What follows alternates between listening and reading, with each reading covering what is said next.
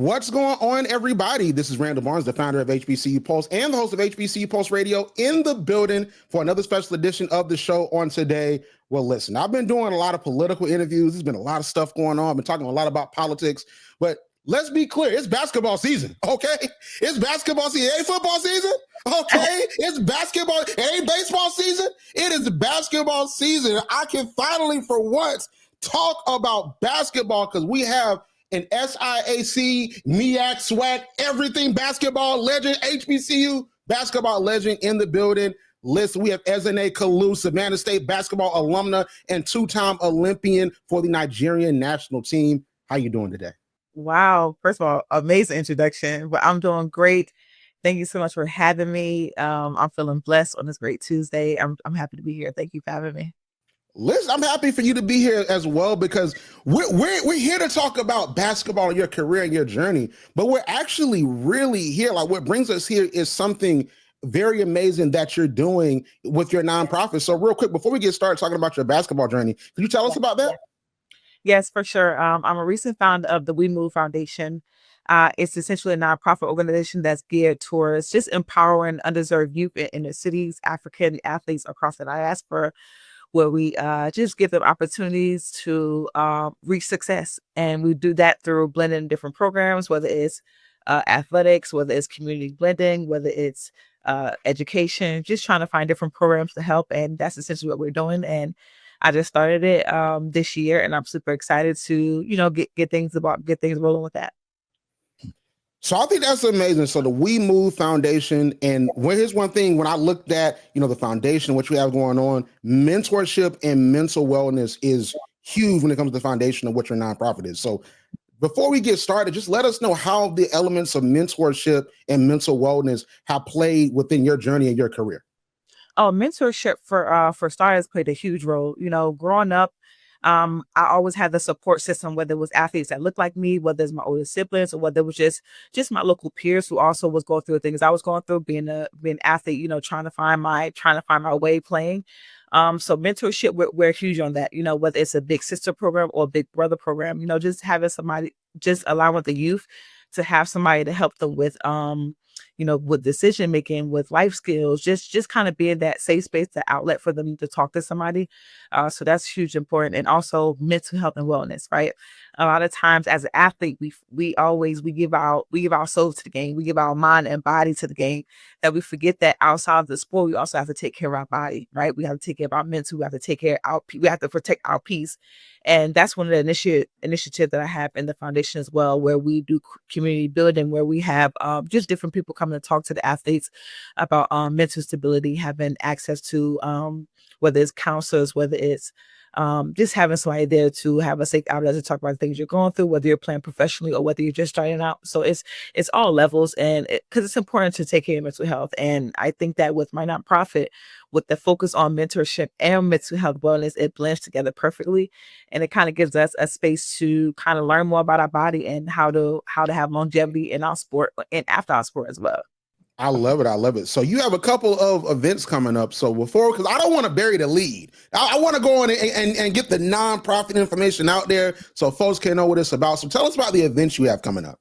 Yeah, so really soon, I'm praying that things kind of go as planned, but I'm doing a We Move ATL walk. It's going to be a community walk where I just lead the pack and we just walk the park.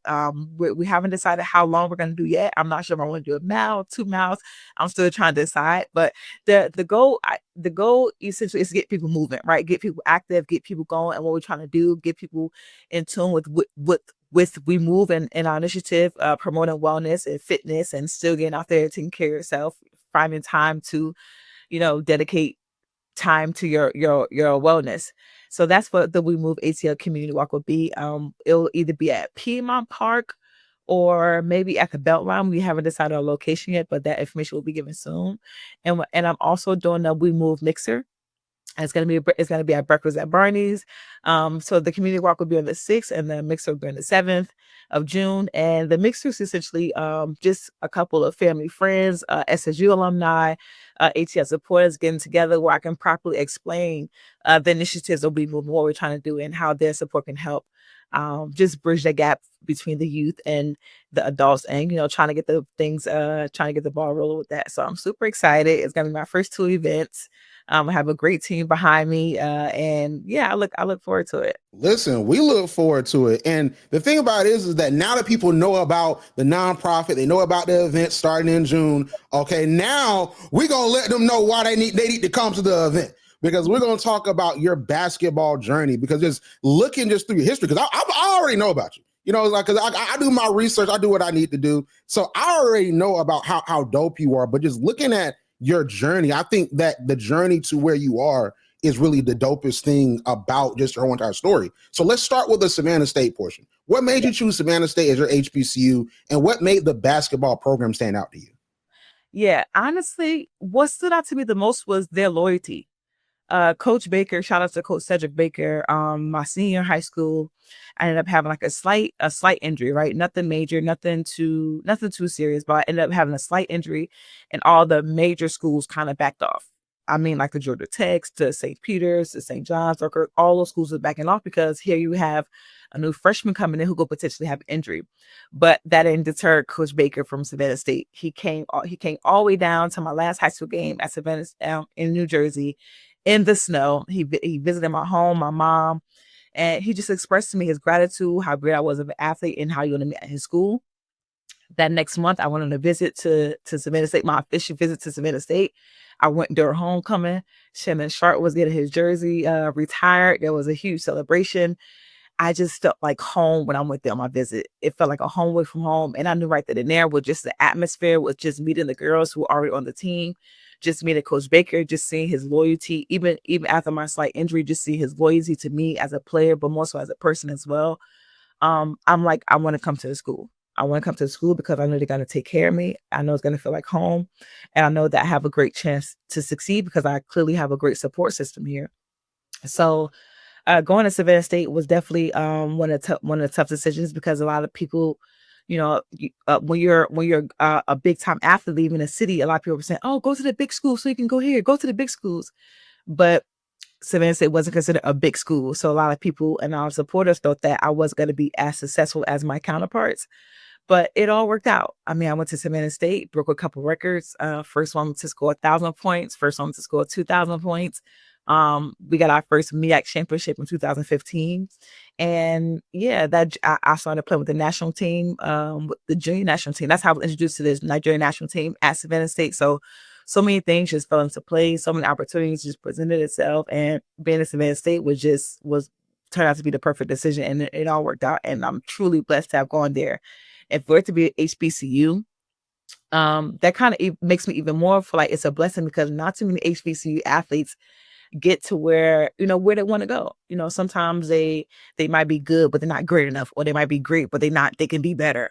There's always somebody better. And, for me to just have this platform, and for me to just, see, like you said, see the growth from back then to now is nothing short of amazing, really. I love that. And I love that you're humble. You said a couple of records, couple of times Yeah. 5. Like you got a legacy. Like it's not just a couple of records. All right. Because like, you being humble. Listen, I got you. You're being humble because listen, like freshman year, when you look at freshman year, as a freshman, you were the top scorer. You led the team in points, assists, and steals. So that's the freshman year. The freshmen got to work their way up. Like you worked your way up real quick, clearly. Okay. But to touch on that though, I think because I was running off adrenaline. Coming from New Jersey, I'm from out of town. I'm this kid from up north. People already kind of know who I am because they've been hearing, "Oh, this girl from up north comes to school." I think I was running off pure adrenaline my freshman year, and that I had my foot on the gas. And then things kind of just took off. Things really just kind of took off. And also too, I put the work in. I stayed in the gym. Even with all the injuries I faced at Savannah State, I still stayed in the gym. I made sure I got better because this is exactly the life I wanted to have. I love that. So let's talk about that at freshman year. So you were running off adrenaline, you were making things happen. It seemed like you were ready to prove some people wrong. So tell us about like getting on the team, how I felt to get on that team, and also making an impact so soon. Because I want to say this too, for a lot of folks that don't know, Savannah State is now Division II. They're back in the SIAC, right? But back then when you were playing, they were in the MEAC. So that was Division 1. So you're playing for a Division 1 program, and you worked your way up to being that big of a contributor. So let's talk about that. Yeah, I think for me it was more so my work ethic. I already had a great work ethic coming into college. Like as when I was in high school, all 4 years I worked hard. Like I played all this. I did cross country, I did volleyball, I did basketball. So I was always active. I always knew how to work hard. It was just a matter of translating that same work ethic to the college stage now. And at the college stage, it was either going to be athletes who were just good as me or better. So I kind of looked at my teammates for motivation and kind of used that as push and drive. So my freshman year, when I first got there, and I was starting to get used to the 6 a.m. practices and the 5 a.m. conditionings and the preseason workouts, I'm like, oh my God, this is next level. And I think once I turned that switch on my head, like, okay, this isn't high school anymore. This is like elite. Now is the time for you to step up your game. Whatever you was doing back then, you got to times 10 and now, times 5. You got to do more. So I think my work ethic has always there. It was just about heightening that mentality and really just, trying to make a name and make a statement for myself. I was coming all the way from Jersey, nobody really knew me. And I was at a new school, a new town, and I was determined to just give 100% at everything I did. And it made freshman year kind of a breeze. I love that. So listen, so here's the thing I really want to know. And when I was doing my research for this interview, I'm like, okay, like what questions do I want to ask? Like, what do I want to talk about? And I'm like, something that always interests me is sort of the social hierarchy of college and HBCUs. Because like HBCUs, especially, you have your student leadership, you have, of course, the Greeks, you got the folks throwing parties on campus. So you sort of see the social hierarchy, the orientation leaders, you sort of see who's popping on campus. Yes. But you come in as a freshman and like you're like the star of the team and like you're making it happen. So what was it like on campus for you? Because I want to start with like freshman year, but really your whole entire time, because you were a star on a winning program that made history. Oh, I had a ball. I had a ball. I really did have an amazing, like, you know how people be like, oh, college is, I mean, it was okay. You just never know what people are going to say about the college experience. With me, I had an amazing college experience. If I could do it all over again, I would, minus the classes. But to be on campus and to just receive so much love and energy from people who might have come to the games or who might have seen the games online, I loved it. Like, and you got to be careful because you don't want to get big headed, because you could play against, you could be big headed and I could drop 30 one game. And the next game I'm playing against a top team who won a championship next year. And I got girls face guarding like this and I got one play right here. So honestly, I did get big head at one point, but I'm just like, after like looking around and just being on the court and seeing my teammates, I'm like, this moment could be taken away at any moment. Like the next girl can come in and be better than you. The next girl can come in and get more playing time. And the next girl can come in and do something that the coach want to see more of. So for me, it was just honestly about just staying level headed, keeping my head the same size so it fits on my shoulders, and also just receiving the love, but not doing too much. But I had a ball. I had an amazing time. I was always shown love. From everybody, whether it was Savannah State alumni, whether it was fantasy staff, whether it's people who maybe have watched the games that was from other schools, like I've always received love and I enjoyed it. Like I had an amazing college experience for sure.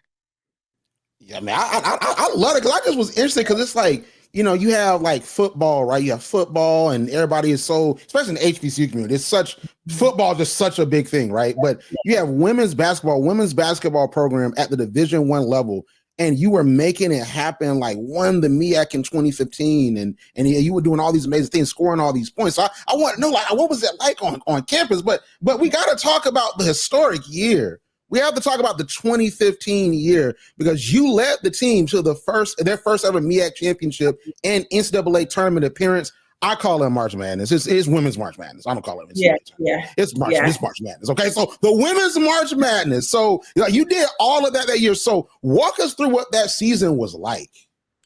That season for us was definitely that was our year because the first 2 years we had already lost the MEAC. We had lost it. I think the first year we had lost it in the playoffs. The second year we had lost it in the quarterfinals, and then this was the third year that we were trying to win it again. So I just think it just happened to be our year. Like we had a great season. We had a great conference. We were like 25-2 the whole conference. and we were just clicking on all cylinders. My teammates, we were practicing well, we were playing well, we were consistent, and that translated to the MEAC tournament. And once we got to the MEAC tournament and we were playing against Maryland Eastern Shore and the North Carolina A&T, we knew what it took to win because we were already playing that hard anyway throughout the season. And it was just one game at a time, honestly, one possession at a time. And then when we ended up playing Maryland Eastern Shore and we snacked them by like 20, I think by 18, we were like, yes, we were so excited. It was our first championship. And I think we were excited because that was our first championship, but we were excited because we knew the road it took to get there. Like to see all your hard work kind of come to life finally is just it's a great feeling. And like I still talk to my girls to this day on Facebook or Instagram, just kind of just like thought memories back then because we did something special. And that was our coach that was our coach Baker's first championship as well. So for him, it was a special moment for him that we had because we have been in with him for 4 years. We know what it took to work. We finally listened to everything that he's been telling us all year. It was finally coming to life. And just to see like the smile on his face too, and to see like his hard work and the way his staff kind of handled championships. It was great. And yeah, that was definitely our year. It was not an easy year. The MEAC is not an easy league. People think because you got some dogs in HBCU. You definitely got some dogs that go to these HBCUs. So it definitely was a tough year, but we ended up, being the top dogs, and that was great. Listen, I love it. And we got to talk about the Women's March Madness tournament and specifically the matchup against South Carolina. So listen, I fact checks. I wanted to make sure. I wanted to make sure because I know what I'm talking about. But I'm like, it was Dawn Staley coach back then. She started in 2008. So Dawn Staley was coach, and her book, Uncommon Favor, came out as we're recording this. I can't wait to buy. I'm buying it right after I talk to you. I'm going to get the audiobook. I'm going to get the Kindle thing. We're going to do all of that. So I'm a huge fan of Dawn Staley, and you played Dawn Staley's South Carolina team twice. So December 14, 2014, you all lost 111-49, but you had 18 points. You were the only player in double figures. But then from there, like you said, hey, like we're not going out like this, and you play them in the March Madness tournament. And at halftime, it was 43-30. You played 40 minutes and you finished with 21 points. So just walk us through those two matchups. For starters, the first game was very embarrassing because everybody has those money ball schools. Teams now know that you get money to play the top school. They come to your city or you go to the city and you play. And South Carolina was always our money ball school. And it was exciting playing against Dawn because she's a great coach. But the first game was definitely, I would say, us testing the waters. We were playing against number one seed for the first time, and it was definitely a learning experience for us. They definitely put them paws on us, and it was all a learning process. It was definitely a learning process. We definitely took some time to reflect after that game. But I think we needed that loss because we were doing so good at the MEAC. We were beating everybody's butt at the MEAC. So for us to play an SEC school and kind of like play the best the best of HBCU, now we play the best of the SEC and put them together. Yeah, the preparation just wasn't there. But I think the second game for sure, when we came to the NCAA tournament for March Madness, we were a different team. Like we had won the MEAC, we were on a high. We knew who we were playing. We had about maybe like a couple days to kind of prepare, mentally lock in, and kind of knew what we needed to do to potentially try to win the game. And that's all we said to each other. Like regardless of outcome, go ahead, fight, go ahead, play. We know they're the number one seed. We're at their house. They have an amazing gym. When it's packed, it's packed. And we just all went out there and tried to fight. Obviously, we didn't win, but it was a great matchup. And always playing against Dawn. I've been playing against Dawn since my freshman year in college. Even now, when she was coaching with the USA for a while, great coach. Always have great scouts for players, and yeah, just playing against a competitive school like that, it kind of make you reflect and kind of make you want to step it up a notch to really be an elite player, and that's essentially what they did for us both games. I love that. So just in general, just to close the book on the Savannah State chapter of your journey, like how does it feel to know, like, and this is real, like you're a legend, like there are people that are still like gunning for your record, like, and like you're one of the standout athletes in Savannah State's history. So how does it feel like to know, like you did that, like you're a legend from your freshman year onto your senior year? Like how does it feel to know that? It feels good. It definitely does feel good to know that it's gonna take a while for somebody to pass the record. I mean, that's huge. That's sometimes I'll be like, okay, I mean, it's all right. And then when I really think about it, I'd be like, wow, like this is something I could potentially tell my kids. Like this is potentially something where I could take my kids to my college campus and say, like, look, like there's my jersey right there. Like this is where I play. Like, so it definitely is a great feeling. I love it. It's definitely humbling, like I said, always humbling. And it's exciting to know that I created something special. Not just for me personally, but for the program. Like I'm pretty sure if had I not played well, I'm pretty sure had we not won the MEAC, you wouldn't really hear so much about Savannah State. So I'm happy I was able to, just be a part of that history and put in Savannah State on the map. I love it. I love it. History putting it on the map. You definitely did that. And if you're just joining us, I want to let people know, if you're just joining us, we're speaking with Ezinne Kalu, Savannah State basketball alumna and two-time Olympian for the Nigerian national team. So let's talk about your international experience. So after you leave Savannah State, you play professionally overseas. You played in Portugal, Hungary, and France. So what were some of those key lessons that you learned being an international player? And also some dope cultural experiences? Because, there's a lot of folks listening that haven't been overseas. I haven't. I've only been on a plane once, you know what I mean? So like, just walk me through it. Like give me some of the experiences and dope moments that you had. I think so. Okay, so one of the key lessons I learned overseas for sure is to have patience. It's to be open-minded and to just have grace, right? Because you're going to a foreign country, nobody speaks your language. You don't speak their language. So that's one right there. Two, sometimes you may play with a team who may not always give you exactly what you need. So you have to deal with that. And then three, you just have to just be open-minded to just not just be in the house all day or just making your life about basketball. When you're in these new countries, I learned to just like go explore, go outside, be outside, enjoy the people, enjoy the view, like do whatever you can to kind of like get culture and where you're living, because you're going to be here for a whole season, right? It's not just about going to practice, going to games and just playing. No, it's about being there, being present in the moment and having a life outside of basketball and just gaining that cultural experience. I think it's so crazy because I hear you mention Portugal, Germany, Hungary, three is in France, I also played in Russia, Turkey, like all these places I feel like definitely I could take a special piece from it. For example, my first 2 years in Portugal, the best moment for that was it was my first couple years. Like I was new to the team. I was new to a country. I had just got my passport renewed. It was a new experience. So right then and there, I'm like, wow, I want to take this I just want to take it all in. Germany and Budapest. I love those cities. I mean, I did well with those teams. We made it to the playoffs. I ended up winning like second place with one of the teams in Germany and Hungary. So that was amazing. Russia was fun. The money is great. It's just really cold.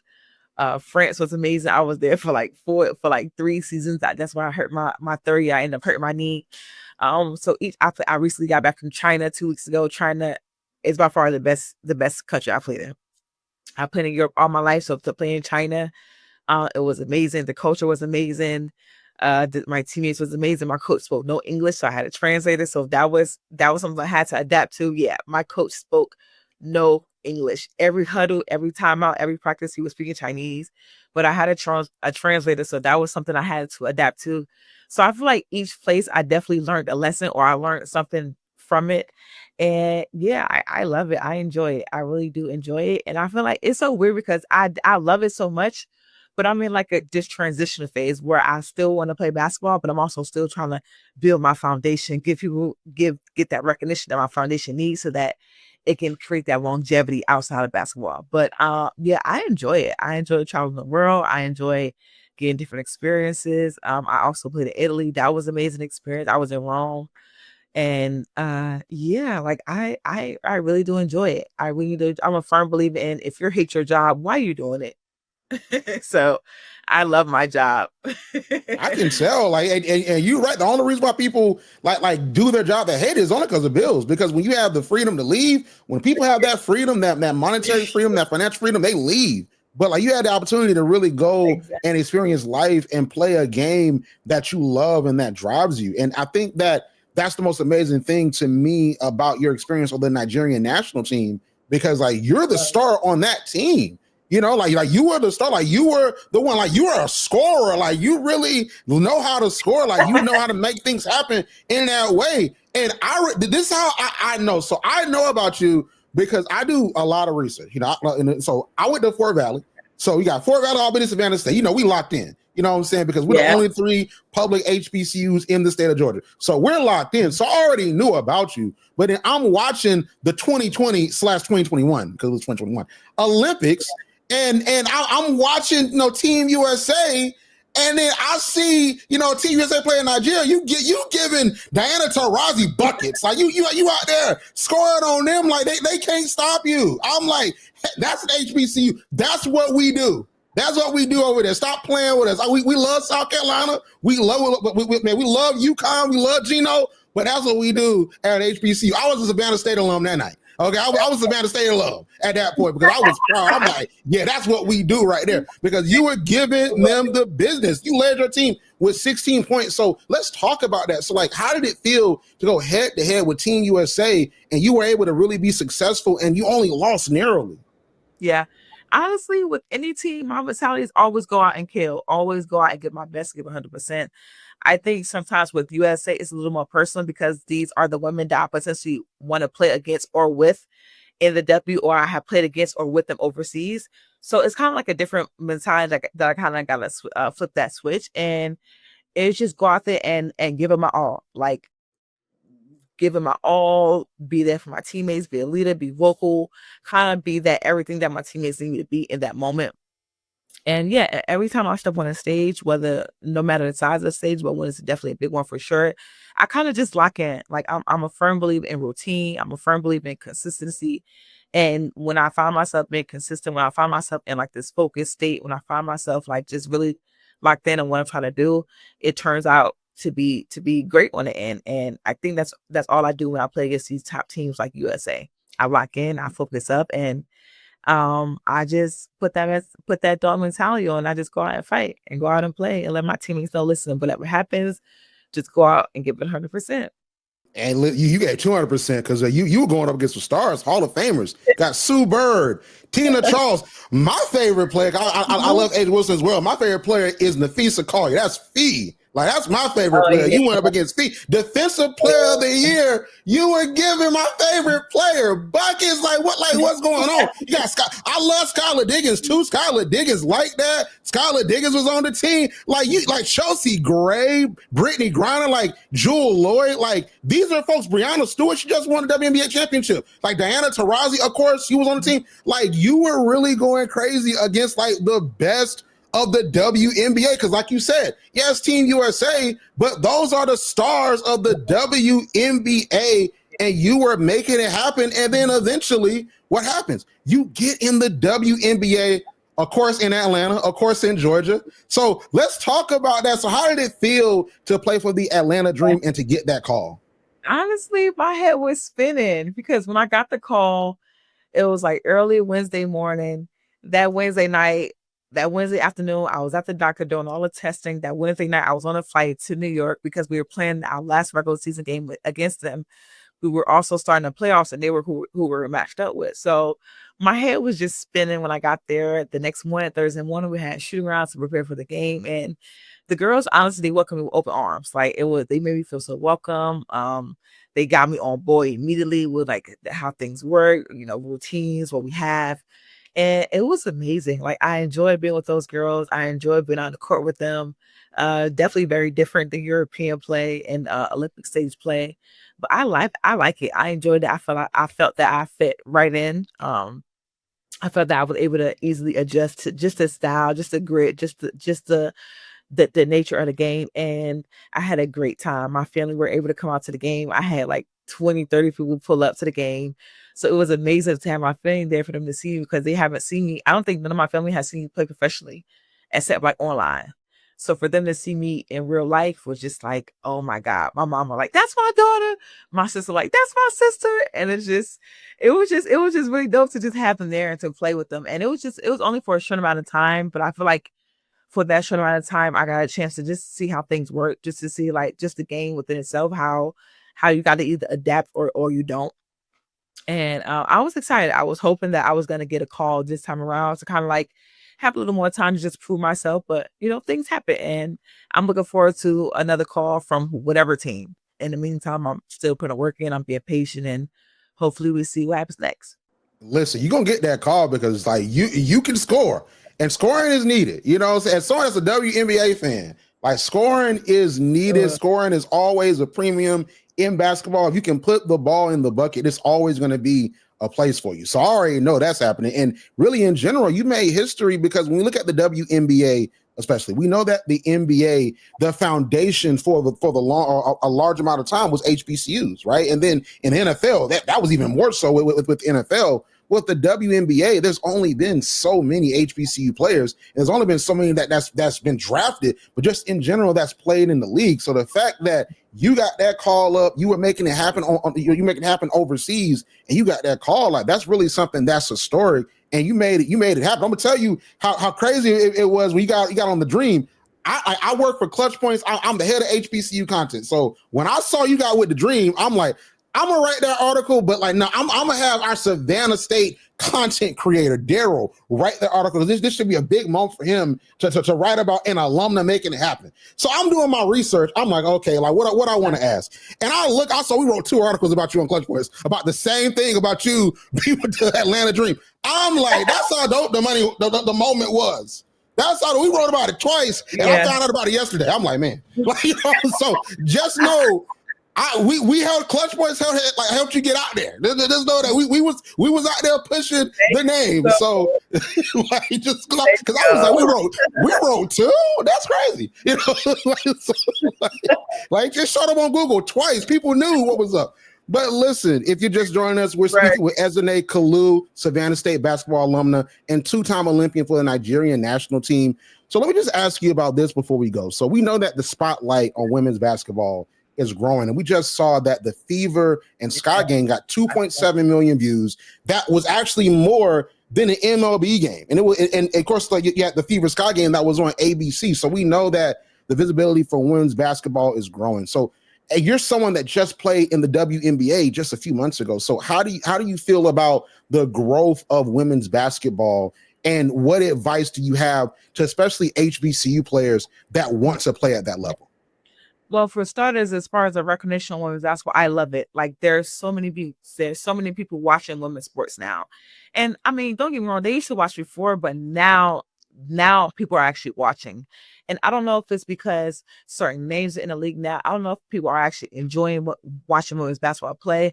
Regardless of what the reason is, people are watching, and it's exciting to see.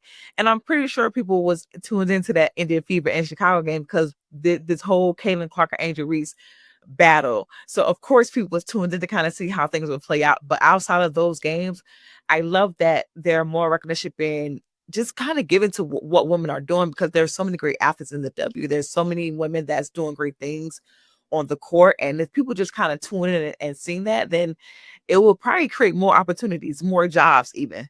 And as far as like advice to young ladies that's the HBCUs, keep going, keep fighting. Keep getting better, stay in the gym, stay consistent. Somebody is definitely watching you. Whether it's an overseas team, whether it's a WA team, somebody is definitely watching you.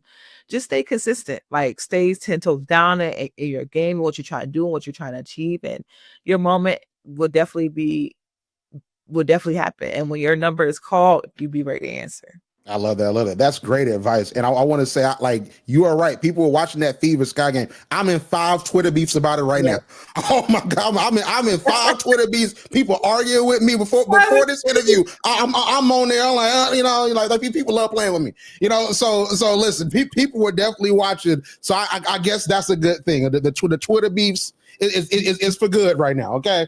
But listen, this was an amazing conversation. I'm super excited for everything you have going on. So really, like, just before we go, I just want you once again just to talk about your foundation and also the events you have coming up.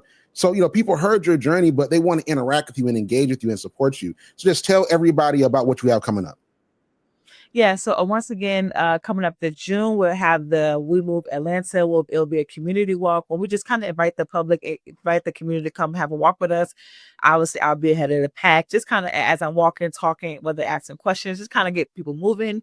And then after the community walk, we'll have the Breakfast at Barney's mixer, where I just kind of invite just special guests, SSU alumni, old friends just to gather and tell about my foundation, exactly what I'm trying to do to help with the youth. Once again, I'm the founder of the We Move Foundation, where we empower inner city youth and underserved communities and also African athletes and diaspora through innovative programs that blend sports, education, and community building. And yeah, I'm looking forward to just kind of like exposing my foundation to Atlanta, to the world in general, so that people can see what I'm trying to do. I love the term boots on ground. And that's the phase I'm in now. Boots on ground, while I'm giving back to my communities, while I'm giving back to the communities and the world that raised me. And yeah, I would love the people's help in doing so. I love that. I love that. I love you said boots on the ground too. Shout out to 803 Fresh. That's the song of the year. So listen, boots on the ground. That's right. Yes. Like, I love it. I love it. But listen, before we go, to everyone where they can find you on social media, because we know about what you're doing, all the amazing things that you're doing. People want to follow you. People want to tap in with you. Just let everybody know where they can follow you on social media. Yes. Be sure to follow me on my personal Instagram _ the Nigerian Queen, on my Twitter _ the Niger Queen, and also be sure to follow my new nonprofit organization at WeMove.Foundation. And that is WeMove.Foundation, and that's on Instagram. And yeah, that's you can follow both my pages. I love it. I love it. Listen, one of my favorite interviews. We got a chance to talk about basketball. Ezinne Kalu, HBCU legend, Savannah State basketball alumna, two-time Olympian for the Nigerian national team, and last year she played for the Atlanta Dream, Georgia's WNBA team, making it happen. Thank you so much for coming on. You're listening to HBCU Pulse Radio. Thank you for having me. Thank you. Like what you hear? Yeah. Subscribe to HBCU Pulse Radio on Apple Podcasts, Spotify, or wherever you get your podcasts. Also, head to HBCUPulse.com to stay up to date on what's going on in the HBCU community. Thank you for listening to HBCU Pulse Radio.